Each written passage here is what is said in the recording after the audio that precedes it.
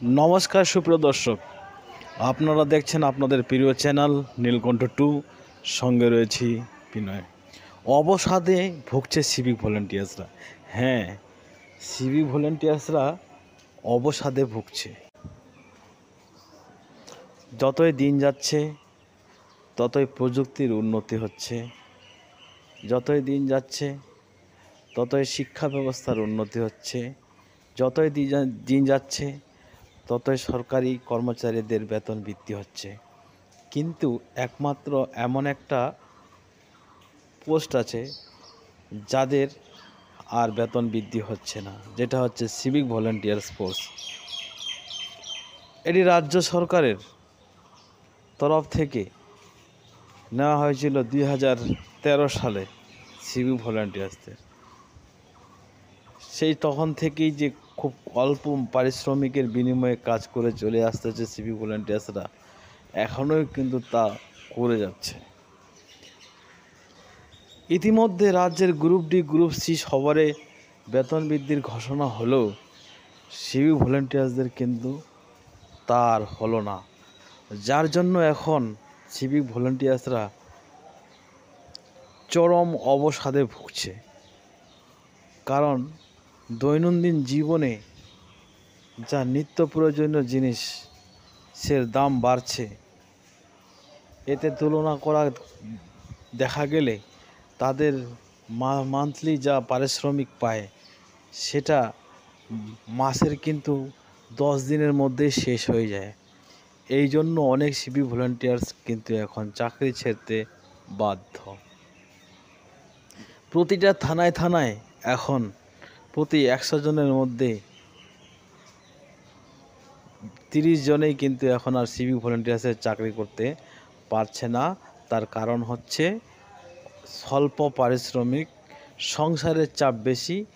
এই কারণে সংসারের যোগান মেটাতে গিয়ে তাদের অন্যত্র কাজ করতে হয়, যেরকম রাজমিস্ত্রি, কাঠমিস্ত্রি, মানুষের আলু ওঠা, চা বাগানে কাজ করা, এই সব কাজ করে সিভিক ভলেন্টিয়ার্সরা জীবিকা নির্বাহ করে।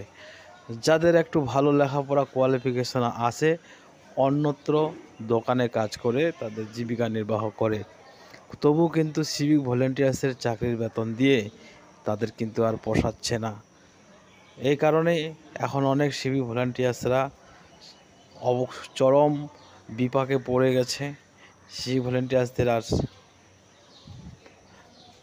বেতন বৃদ্ধি হচ্ছে না। তবে হ্যাঁ, প্রতি বছরেই একটা না একটা গুজব ছড়ায়, যেটাতে বলা হচ্ছে সিভিক ভলেন্টিয়ার্সরা নাকি জুনিয়র কনস্টেবল হয়ে যাচ্ছে, সিভিক ভলেন্টিয়ার্স থেকে নাকি হোমগার্ড হয়ে যাচ্ছে। কিন্তু এখনও পর্যন্ত সিভিক ভলেন্টিয়ার্সদের আর কিন্তু বেতন তো প্রমোশন তো দূরের কথা, বেতনেরও উন্নতি হয়নি। একটা নির্দিষ্ট বেতনে গিয়ে দাঁড়িয়ে আছে, যার কারণে এখন চরম বিপাকে সিভিক ভলেন্টিয়ার্সরা। তার মধ্যে এদিকে সিভিক ভলেন্টিয়ার্সদের সংশোধন হয়নি, উপরন্তু এখন নিয়োগ চলতেছে পিএলবি, যেটার 16 মে 2025 লাস্ট ডেট। অনেকে কি পিএলবি হয়তো অ্যাপ্লাই করেছে, সেটাও হয়তো এইরকম জাতীয় কাজ। যাই হোক, এইভাবে অসংখ্য কর্মচারী নিয়ে বেকার যুবকদের আরও বিরাট বিপদের মধ্যে ঠেলে দিচ্ছে। এইটুকু বেতন নিয়ে সিভিক ভলেন্টিয়ার্সদের বাড়িঘর তো দূরের কথা, সংসারের অন্ন জোগাতেই হিমশিম খেতে হচ্ছে।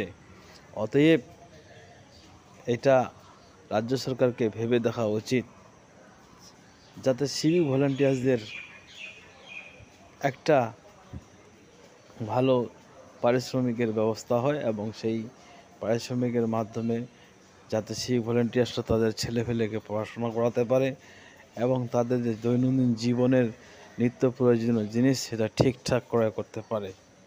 তো আজকের বিষয়বস্তু এইটুকু, বেশি কিছু আর আলোচনা করতে চাচ্ছি না। আপনারা দেখছেন আপনাদের প্রিয় চ্যানেল নীলকণ্ঠ 2 এবং সঙ্গে রয়েছি আমি বিনয়। যদি কোনো আপডেট থাকে সিভিক ভলেন্টিয়ার্সদের ব্যাপারে, তাহলে অবশ্যই আপনারা এই চ্যানেলে পাবেন। অতএব যারা নতুন আছেন চ্যানেলটি সাবস্ক্রাইব করে দিয়ে পাশে থাকবেন। ধন্যবাদ সবাইকে এতক্ষণ আমার সঙ্গে থাকার জন্য।